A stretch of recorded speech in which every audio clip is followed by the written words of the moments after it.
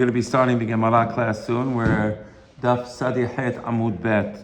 We'll give it another few minutes, but I am told that there is a crisis taking place at this very moment.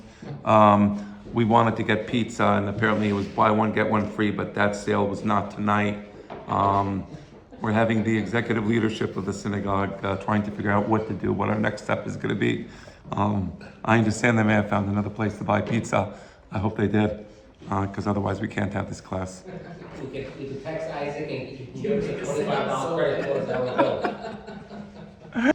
Okay, so nice to see everybody today. I hope you're all enjoying your pizza. It's interesting when people become anti-Israel, anti-Jewish actually, because being anti-Israel is being anti-Jewish. It's a one Jewish state, so they go crazy. Because in order to be anti-Jewish, to be anti-good and pro-evil, pro-Hamas, pro-terrorism, you have to be crazy. It affects the mind. And the tragedies that is unfolding in Los Angeles, wow, what a beautiful place. It's really heartbreaking to see the destruction, the fires. And the unbelievable thing about this destruction, it was caused by human incompetence, but I would even say human stupidity. These same people who are anti-Israel, and they allow the Palestinians to harass Jews, and they allow the Hamas supporters to be on campuses. These are the people running Los Angeles, running California. And did you know, and this is a data point, this isn't an opinion, that in the last 2 years, California had more rain than it ever did since they started keeping records? Unbelievable amounts of rain. And all of the water, millions and millions of gallons thrown into the Pacific Ocean to save some fish, a smelt, the Delta variant of the smelts. I mean, it's unbelievable. I mean, the sheer incompetence of these people. So I want to ask you a question. How can anybody possibly be so incompetent? How can it be that the weather forecast was very powerful, dry, hot winds, which have the potential to cause extreme fires? This is before the fires. How can this be that the fire hydrants were empty? And the answer is, when you hate Jews, when you hate Israel, when you support evil, you become stupid. That's the simple truth. You become stupid. These people, they supported what happened to the Jews on October 7th. And these same people now, you see that you can't think straight and be in favor of evil. You understand what I'm saying? It's really an important point to understand. It's a very deep point. If a person does evil, he becomes a stupid person. And that's what happened. There's no question. I mean, you see it. Fire hydrants empty and they're like, what's the excuse? Okay, there you go. So we're very blessed because we have the Torah, because we study Torah, and Torah makes us smart, and Torah gives us the ability to be good, and the two things go hand in hand. So we're studying today, we're going to continue to study about Yemot HaMashiach. We're page 98b1 at the top of the page. 1, 2, 3, 4, 5, 6, 7, 8. 7 lines from the top. Amar Ullah, 98b1. Right? Amar Ullah. 8 lines from the top of the page, or 7 lines from the top of the page. We're going to be studying about that. Let's see what happens in Israel. Be'ezrat Hashem, they might be releasing some hostages. We'll have to wait and see. Amen. Yeah. Okay, so let's read. So, and as far as the topic for, actually, you know what, maybe I'll just bring it up now. One of the topics I'm considering, there's a book called Hilchot De'ot of Harambam. And in that book, Harambam explains how a person can develop his personality to become a healthy, intelligent person with good character traits. Meaning, how do you build a good character, a good personality, using the tools of the Torah? So there's a book called Hilchot De'ot. It's written by Harambam. It's a very beautiful book. And I don't know, is that something that might be of interest? We'll take a poll. We'll take a poll on the. We'll put a few. We'll put out the ideas, I think. I'll put out 3 ideas. One of the ideas, I think you wanted business law, right? Business law, that'll be one of the ideas. So we're gonna have a vote. We'll have a vote. We'll take a poll. We'll do this democratically. I'll see what you all vote, what the majority of people want, and I'll make a decision personally what I like the most, and we'll take it from there. Okay, democracy at its best. Okay, so let's. Cheers. Okay, no, I'm going to take into account what you all want. When you say business law, I just want to answer one question. You mean like halacha, like laws, or I you think more halachot. like halachot, not gemara, like halachot? More halachot. Okay. We can discuss the different Like cases. Bedin, Yeah, a like Jew, that a idea. Jew against a Jew. Yeah. Okay, that's interesting. We want to loopholes. He wants to put the loopholes. Okay, a class on business law loopholes. All right. There's a lot of them. I'm sorry. There's a lot of them. There's a lot of them. No, the truth, the Jewish law is very clear. You just need to know the halachot, and it's not even it's not even a loophole. It's just the law is what it is, and if you know it and you follow it, you're good.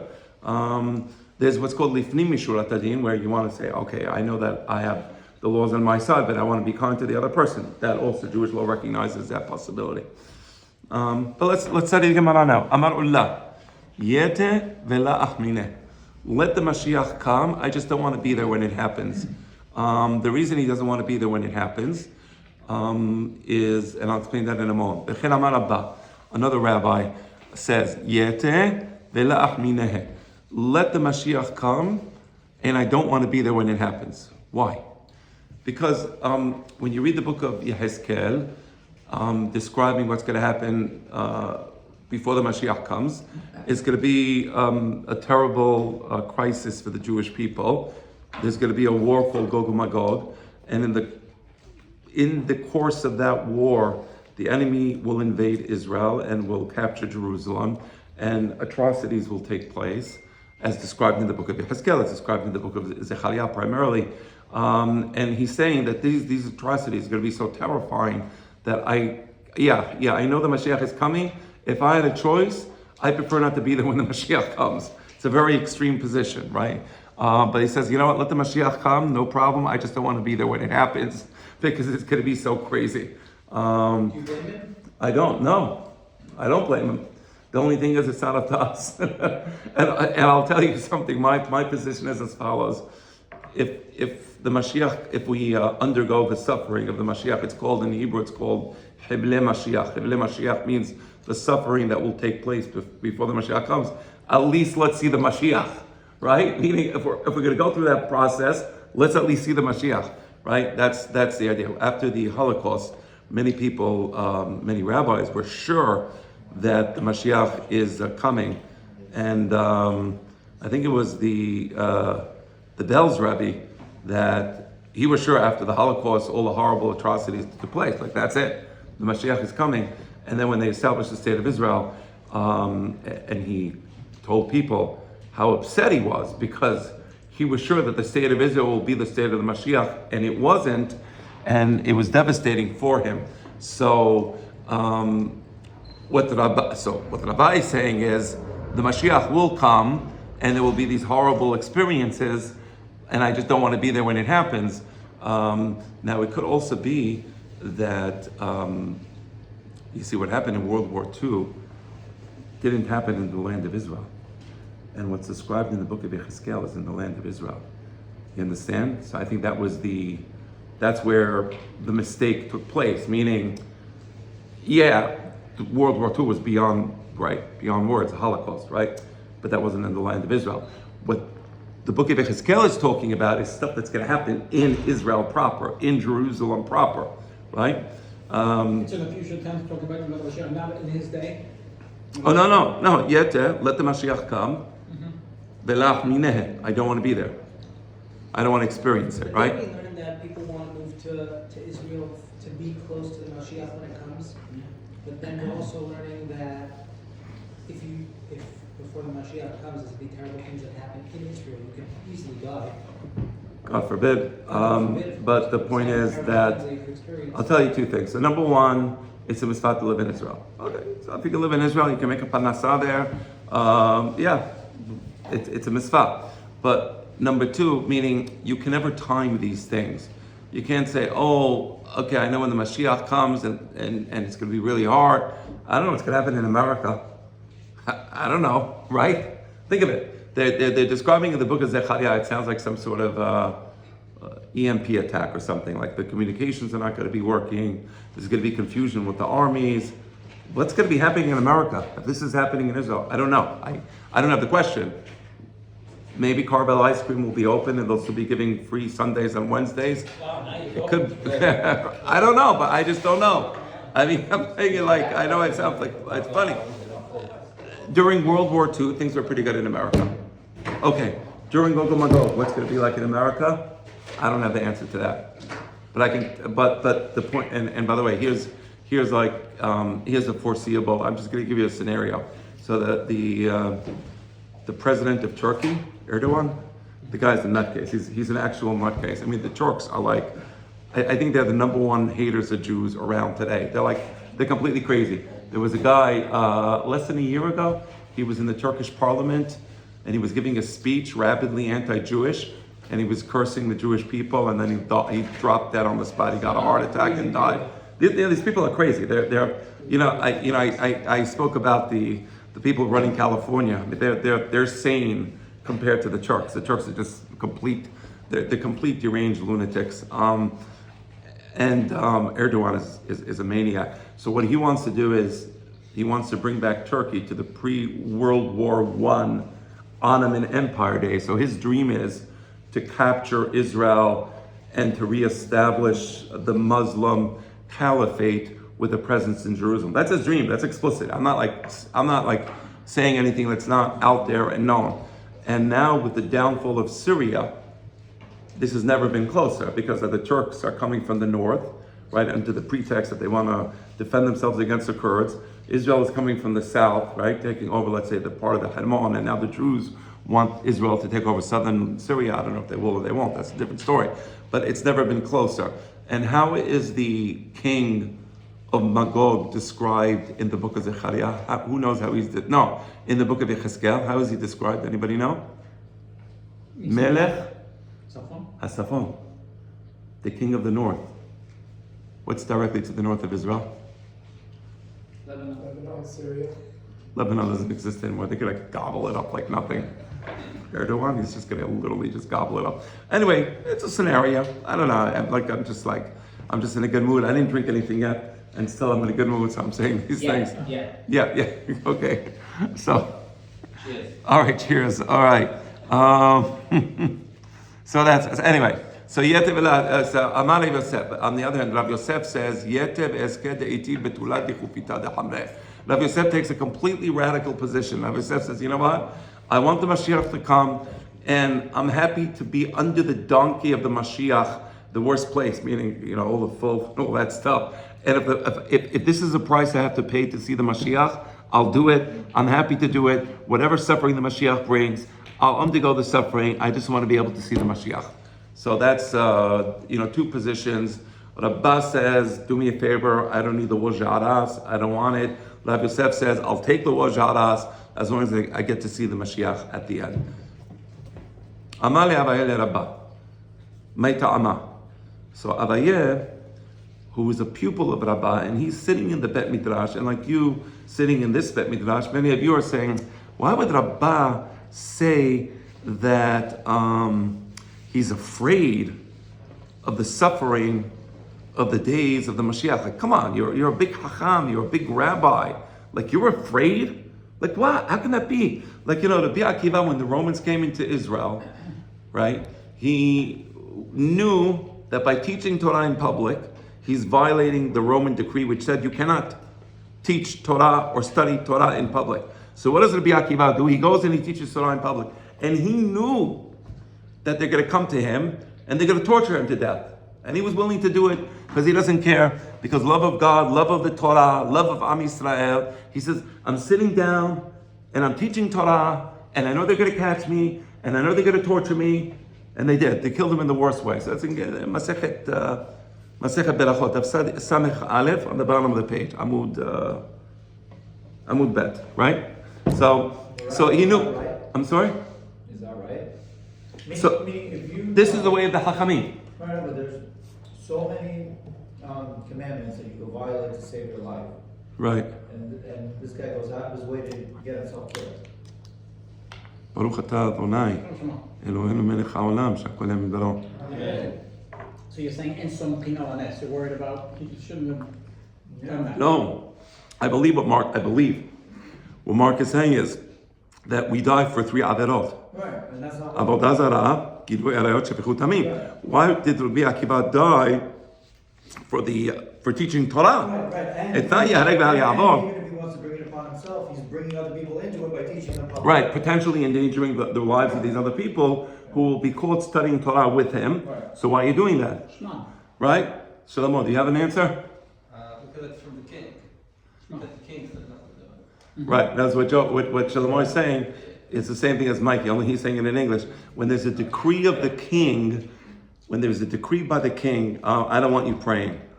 So there was a decree by King Dariavish. This is in when the Persian Empire destroyed the Babylonian Empire, and Daniel was there, and there was a decree by the king: anybody who prays to any god will be thrown into the den of lions. You say that's not Yahareg ve'al Ya'avor. It's not. You don't die for prayer. But since it was Sha'at Hashmad, the king, a decree by the king saying you may not pray, when there's a decree by the king, it doesn't matter what the Avirah is. Okay, so that's the idea. So here also, Rabbi Akiva, when Rabbi Akiva was teaching Torah, it's because there was a decree by the king not to study Torah. And when there's a decree, you go against the decree. That answers your question, right? You see the point? Now, And flesh it out a little bit further, and why? Meaning, why is that the fourth category? so I want to give, maybe that's one of the things I might teach is Hilchot Yesodei Torah. We might teach that, and then because it's a very good question. Yeah. Why do we have that category? So I want to teach that properly. Okay. But it's a political issue, meaning we consider God to be our. To give you like the 30-second answer, we consider God to be our king, and we're not going to allow any other king to trump our loyalty to our king.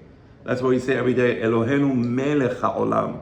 We always refer to God as our king. So if another king says, oh, I'm above your God, I know God gave you a rule, put on tefillin, I'm going to give you a rule, don't put on tefillin. We're going to say, sorry, we're not listening to you.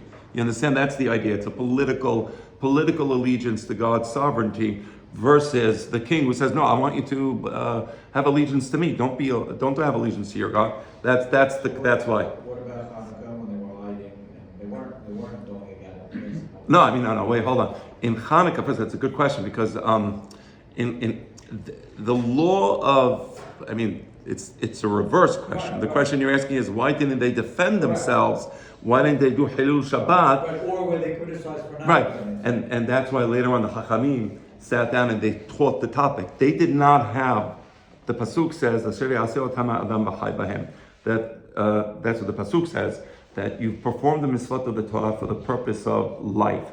And then on that, the Chachamim say, "V'chai b'hem v'lo she'amut b'hem." So you want to live through the laws of the Torah. You don't want to die for the laws of the Torah, right? And therefore, the Chachamim after the Maccabean War said, this that the Maccabees did, or that the Jews did in those days, that they wouldn't fight on Shabbat was incorrect.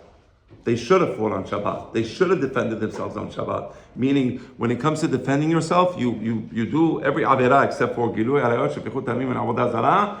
Everything else you do. Correct. You fight the war on Shabbat, or to save somebody's life. You save somebody's life. He needs to be, I don't know, if I fell in an earthquake. You're going to go save his life on Shabbat. There's a war. You go fight the war on Shabbat. Exactly. That is correct. So bottom line is they were criticized for not doing it. And they weren't criticized. We wouldn't criticize them because the Hachamim never investigated the matter until that point in time. Yeah. The matter never came up. But if you look at something like Haftarah, why do we have Haftarah? Because they weren't able to publicly... Correct. So that group of people should have probably publicly... Look, many of the it would have been okay if they... many of the laws of the Torah developed over time. Meaning, there's laws that we receive from Moshe Rabbeinu. 613 mitzvot, we receive those from Moshe Rabbeinu. Those laws are eternal. We receive them from Moses, Har Sinai, Ohel Moed. That's one thing.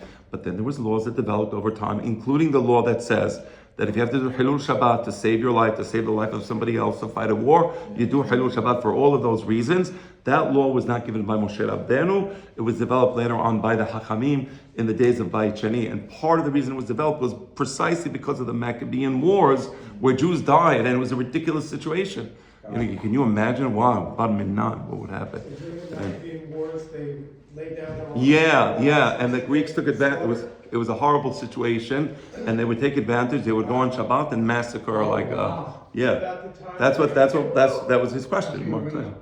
Yeah. What about during the times of Moshe and Yeshua? They wouldn't fight on Shabbat? All right. So first of all, interesting, because we know the fight of Yericho was on Shabbat, but that was Hora'at Betin, Hora'at Sha'ah. All right, but in general, the law wasn't formally established. The law wasn't formally established till the days of the Maccabean, or after the Maccabean. But the truth is, when we conquered Yericho, it was on Shabbat, right? So that's when it happened. Okay, the seventh day was Shabbat, and that's when the walls came crumbling down, and we entered the city, and we fought the war. Exactly. Okay, getting back to the original question I asked. So Rabbi Akiva is saying, I don't care what they do to me.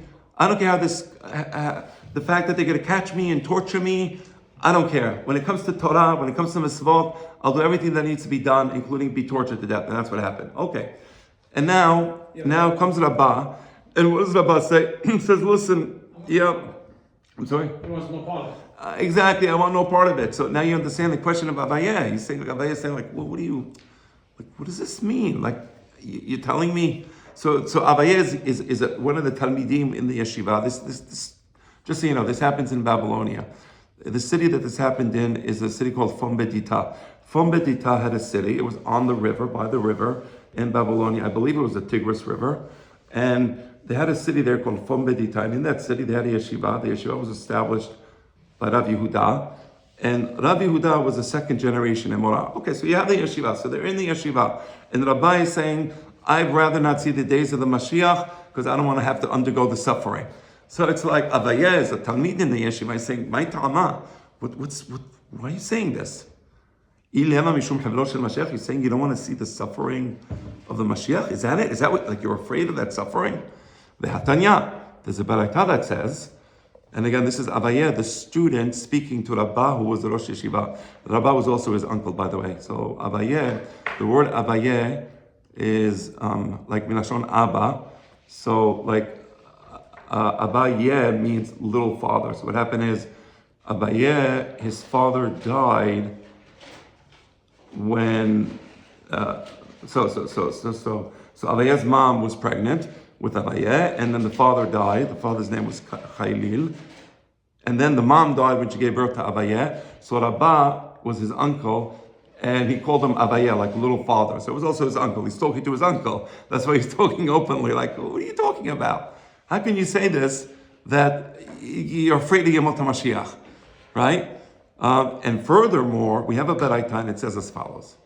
Sha'alu Talmidav et Rabbi Elazar. So there was a Tanna called Rabbi Elazar, and they went once to Rabbi Elazar, and they asked him a following question. Ma ya'aseh adam v'yinasel mehavlo shel Mashiach. What should a person do if he wants to be saved from the suffering of the Mashiach? Meaning, we all know it's going to be a very difficult time. What can you do to be saved from the suffering of the days of the Mashiach? And the answer is two things. Number one, Ya'asok b'Torah. Number one, you should study Torah. When you study Torah, and I just want to explain this to you, the hashgacha peratit of the person goes up. Meaning, the more Torah you study, the higher the level of your hashgacha peratit.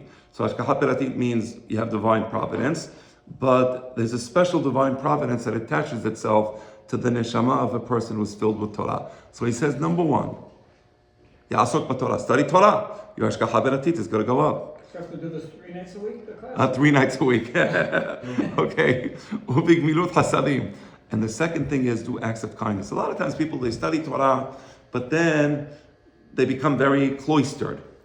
So, okay, you're studying Torah, and because you're studying Torah, you're more involved, and that's fine. You become more spiritual, but then you become less aware of the people around you and less aware of how you can potentially help the people around you, right? So Gemilut Hasadim means also engage in acts of kindness. So find that balance. Find the balance where, on the one hand, you're close to God, you're studying Torah, you're involved in that. But on the other hand, you're also involved in people, right? Human. Be human. So, gemilut hasadim. So don't say, oh, I'm studying Torah, I can't help my mom, I can't help my dad, I can't do this, I can't do that. I'm busy studying Torah, so no. Torah can't be an excuse not to fulfill your human obligations, meaning, yeah, be kind to people, go out and help people. There's all these things we can be doing to be kind to our neighbors, to be kind to the people around us. So he says, if you find that right balance, that's going to protect you from the suffering of the Mashiach. That's what Rabbi Elazar is telling his students, right? So Abaye is telling his uncle, Rabbah, what are you, you're telling me you can't do this? You're telling me you're afraid of the suffering of the Yemot Mashiach? So study Torah. You're already studying Torah. Do Gemilut Chasadim, and you'll be safe from the suffering. So what is this like, oh, I'm scared. You shouldn't be a scary cat. Amar le shemei yigrom achet. He said something very true. He said, let's say this person, he's studying Torah. So what did I say? I say your hashgacha pratit goes up. Okay. Let's say a person is doing Gemilut Hasadim. So the combination of two is great. He says, Shemei Yigrom Achet. There's always a possibility that an individual will falter, will make an avon. And when a person makes an avon, there's no way that you don't pay for that avon, meaning you always pay for that avon. So he says, yeah, I can study Torah, that's great. Gemilut Hasadim, that's great. But if I did an avon, and now it's Yemot HaMashiach, meaning the days before Yemot HaMashiach, and the Chibla Mashiach, I'm going to become a target just like everybody else. And I'm going to bring you a proof. There's a statement of Rabbi Yaakov Baridi that examines what Yaakov Avinu says. I'm going to give you the context to the statement of Yaakov Avinu. Yaakov Avinu was running away from his brother Esav.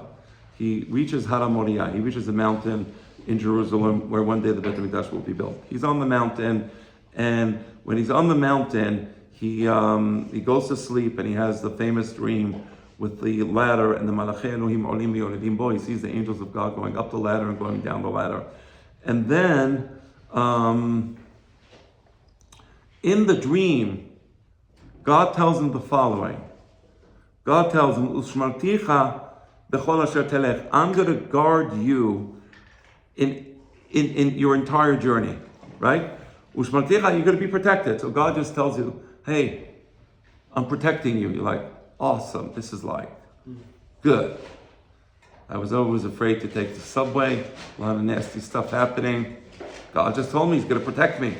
So, Ushmarticha b'chol asher telech. Then God continues. It's not in the Gemara, but I'm continuing the pasuk so you understand what the Gemara is referring to. The pasuk says, "V'hashivoticha." God tells Yaakov Avinu, "El ha'adama hazot." I'm going to return you to this land, because Yaakov Avinu was on the way to Aram Naharaim. He was on the way to northern Syria. God says, "Don't worry. One day I'm going to return you to this land." And then He continues and He says, "Ki lo e'azovcha." I'm not going to leave you. I'm not going to abandon you. Ad asher imasiti et asher dibarti lach. I'm not going to abandon you until I fulfill my promise to you. My promise, you're going to return to the land of Israel. My promise, you're going to inherit the land of Israel. Your children will inherit the land of Israel. You're going to have a seed like the sand on the surface of the ocean, right? So what happens now? Now fast forward 20 years. Yaakov Avinu is returning to Israel. Okay. He hears that his brother Esav is coming out to attack him. And the pasuk says, "Vayira Yaakov me'od." It's here in the Gemara. Now the Gemara brings this pasuk, Uchtiv, "Vayira Yaakov me'od vayeselo." Yaakov Avinu was terrified. He had tremendous anxiety, turmoil. What's going to happen? Esav is going to kill me, or kill my children, or kill my wives.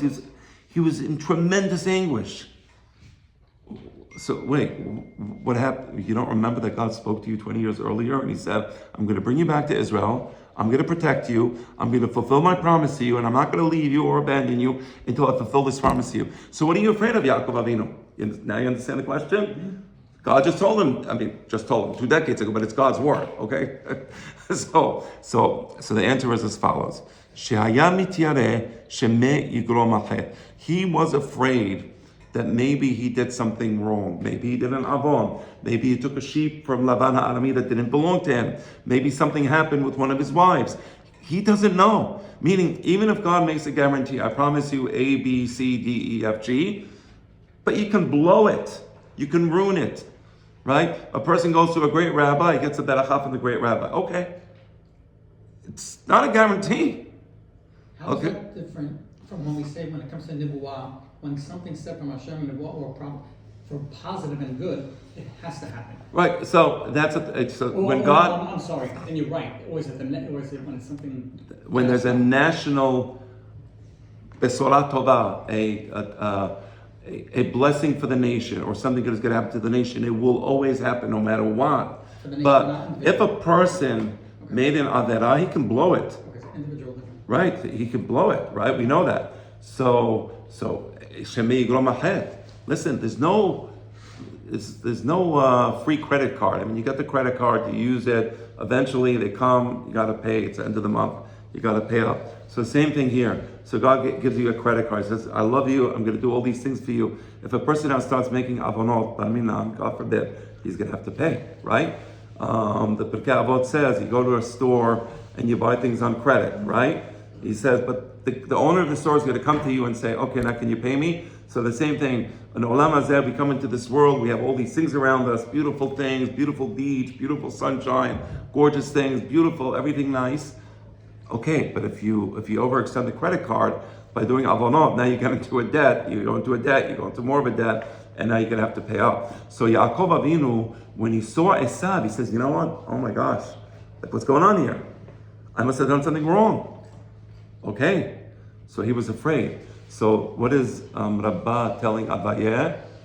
He's telling Abaye, his nephew, he's saying, look, nephew, you're very young. It's true that if a person is osek b'Torah, studies Torah, and gemilut chasadim, that's wonderful. But human nature is not so simple, and life isn't so simple. You can mess things up, right? And if you mess things up, it could be very bad. So I'm afraid. Brother, I love Rabbah. I love his honesty. I love it. Like no virtue signaling. No, I'm okay. He's like, no, I'm afraid. I love it. I love that personally, right? No phoniness. And he's telling him, I might make it avon. Wait, you're Rabbah. Like, how can you say that, right? No, I don't know. I'm a human being. Maybe I'll do something wrong, and I'll get smacked in the face. I don't want to get smacked in the face. All right, there you go. And there's no person that doesn't sin. Right. En adam asher yaseh rak tov v'lo yacheta in Kohelet. Correct. Yeah. En sadik ba'aretz asher yaseh rak tov v'lo yacheta. That's a pasuk. Okay. All right. And there's another illustration of this. Kitanya. There's a baraita that describes the verse that the Jewish people said when they left, not when they left Egypt, they entered the Red Sea, the sea split, and then now they're on the other side. And Az Yashir Moshe Bnei Yisrael et Hashira Azor Adonai Vayomeru Lemon. And there's a beautiful pasuk that says there, Ad Ya'avor Amicha Adonai, Ad Ya'avor Amzu Kanita. There will come a moment when the nation of God will pass over, meaning enter the land of Israel, because when you enter the land of Israel, you're passing over from one state of existence to another state, right? So it's called Ad Ya'avor. So the Jewish people will pass over from the state where they are in Galut, and now they're going to enter Israel in the days of Joshua. So it says it twice. It says Ad Ya'avor Amicha Adonai, Ad Ya'avor Amzu Kanita. It says it twice. Why twice? It says like this. Ad Ya'avor Amicha Adonai Zobi Arishona. That's referring to when the Jewish people entered Israel under Joshua. Ad Ya'avor Amzu Kanita Zobi Asheniya. It's the second time it says it in the pasuk.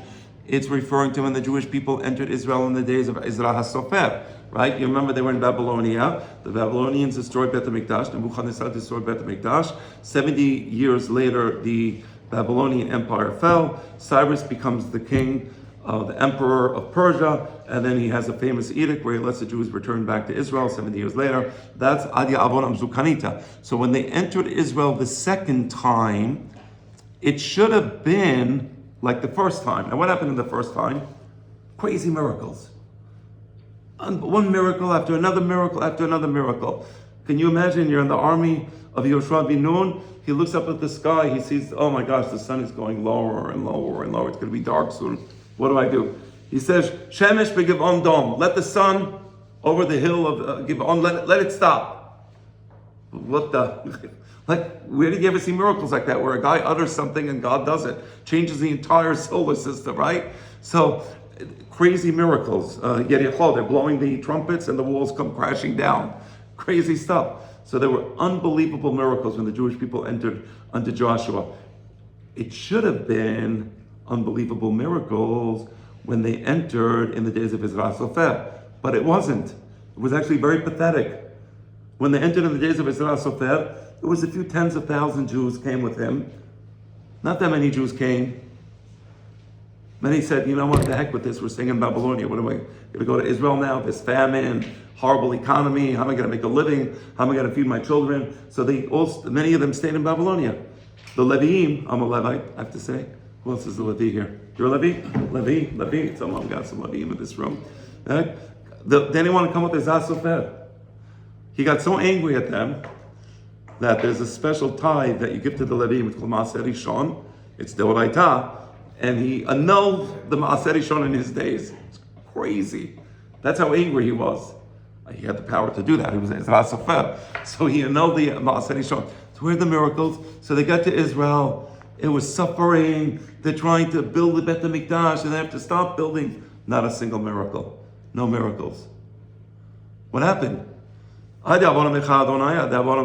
implication is that there could have been miracles in the second entering of Israel under Ezra, like there were miracles in the first entering of Israel.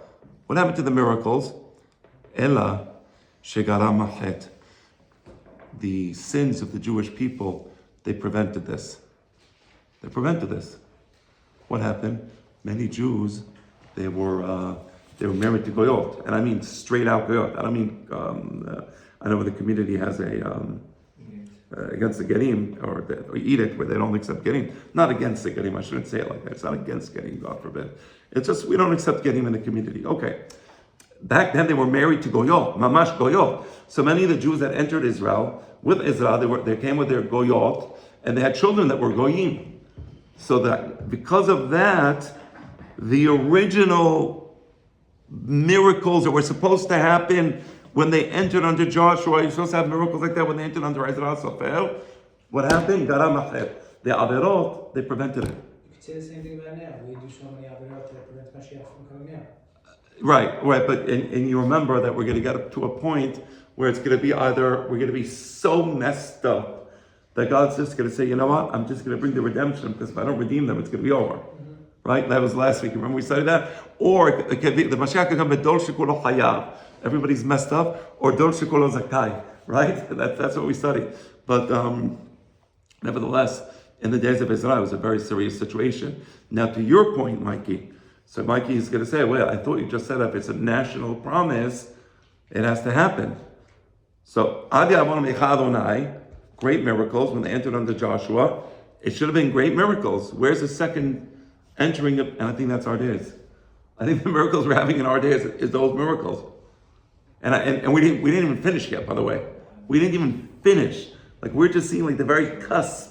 But we're seeing miracles. And we just took over, the Syrian Golan Hermon with like no fighting. Just God said, just go take it. We entered it. Okay. Crazy stuff. Where is this today? No, so the point I'm saying is that if God makes the national promise to the Jewish people that you're going to see a second series of miracles when you enter Israel again, it has to happen, notwithstanding our sins. It didn't happen in the time of Ezra. It didn't happen in the time of Ezra because they were married to Goyot, but it has to happen. Eventually, right. And it's happening in our days, right? It's happening in our days, and there's going to be when we get closer to the real stuff, it's going to be some serious nisim, some serious miracles happening, even greater than in the days of Yesiat Mitzrayim. Right, so you're saying them being married to Goyot was messed up, but not messed up enough. No, so them being married to Goyot was messed up. And because of that, they didn't have miracles in the days of Ezra. But then I'm asking a question. But if God says there's going to be miracles, the Jews are going to enter Israel a second time, and there's going to be miracles when they enter Israel the second time. Well, it didn't happen in the days of Ezra. So what happened to God's promise to the Jewish people? So 1948 war, 1967 war, all the wars. What's happened today? By the way, what happened? Bibi Netanyahu. I mean, that was crazy.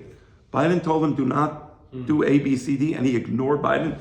Are you out of your mind? You're ignoring the United States of America. I mean, the United States of America is giving you your arms, all your weapons, all your economy, everything is dependent on America. Veto in the UN, everything dependent on, and you're going against America, and he got away with it.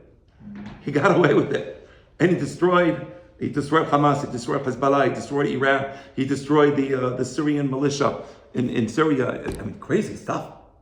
That's not a miracle. I mean, the Hezbollah pages. I saw today an interview with this lady who had one of these pages. He was a terrorist. Her whole face was deformed. Like, you're stupid. Like, you could have just been a good person. You chose to, you want to kill Jews. Okay, this is what you got for it, right? But it's unbelievable what's happening now, right? Everybody's saying, how is Israel doing this? They're having in West Point. They're having courses now about Israel's fighting in Gaza. It's unbelievable. It's unbelievable. And this is just the beginning. There's going to be greater miracles. What are we up to? Yeah, another few minutes. Yeah. All right. So now you understand. So Rabbi is saying that the power of sin to ruin something good, right? The power of sin to ruin something good. So even if I study Torah, even if I do Gemilut Hasadim, if I do acts of kindness, Bar Minan, if I have avonot, it can ruin it, and then I can be subjected to terrible suffering. All right, let's continue. V'chen Amar Rabbi Yochanan Yete Belachmine. Another rabbi. Rabbi Yochanan was he was in Israel. He was in Israel well after the destruction of the Beit HaMikdash. The Romans already controlled Israel. He was in Tiberias. He had a yeshiva in Tiberias. And this is at the very, very beginning of Christianity. So the Christians were just beginning to become a thing in Israel. So he also says, Yete velach mineh, let the Mashiach come. I don't want to be around when it happens. I've suffered enough. Rabbi Yochanan himself suffered tremendously. The Gemara says, and just to give you some of the understanding of the psychology, why a person would say, I just don't want to be around for the suffering. So Rabbi Yochanan, he had 11 sons and they all died. So, one can forgive Rabbi Yochanan for saying, I don't want, I've had enough suffering in my life. Like, we can really understand that, right? All right. Amar le Resh Lakish, my Tamas. So Resh Lakish was a student of Rabbi Yochanan, and he tells his teacher, what's the issue? What are you so afraid of? Meaning, what is it that makes you scared? So maybe it's the following verse that makes you scared. There's a verse describing what's going to happen in the future. So a person is running away from a lion. Okay, as he's running away from the lion, and now he happens to run into a crazy bear. Okay, so he's running from the lion, but now he reaches a bear. So now he runs away to his house. Somehow he escapes the bear. So he's leaning on the wall, and now the snake bites him. So it's saying that in the days, so it's going to be so terrible in the future that you're going to be running away from one thing to the other thing to the other thing. So it's like there's going to be no peace. So is this why you're afraid? It says Resh Lakish to Rabbi Yochanan. He said, maybe you're afraid of this. So Rabbi Yochanan says, you think you're describing to me the Yemot HaMashiach? You think I'm afraid of that? You're not describing Yemot HaMashiach, Resh Lakish. You're describing us today in Israel under Roman occupation. I'm already having this, right? I'll show you. Now a person is in the field. So now he's in the field, and a tax collector comes to the field and says, what are you doing in the field? I'm working in the field. Hey, if you're working in the field, why are you not paying taxes on the produce that you're producing in the field? I just got here. I just want to produce, I just want to work a little. No, pay the taxes and then I'll let you work. Okay. I just lost all my income for the day. Everything I thought I'm bringing home some food, I ain't bringing nothing because the tax collector in the field who does the assessment, the real estate assessment, he got me. Okay, you run away from that. So domeh kemisha pagabari, that's like meeting a lion. Now you run away from the field, nichnas la'id, you want to re-enter the city, pagabo gabai. Now you have the municipal tax collector. Oh, you live here, don't you? Yeah, I live here. Yes, I do. Well, why are you not paying taxes? You live here, you have to pay taxes. Just pay taxes in the field, but that was something different. Now you have to pay taxes when you enter the city, municipal taxes. Domeh kemisha paga'al. This is how it was under the Roman occupation. The Romans were experts at collecting more and more taxes from the people, right? So the kemisha pega'ol dov. So it's like meeting a bear. Nichnas leveto. Now he gets to the house. And now he has nothing to feed to his children.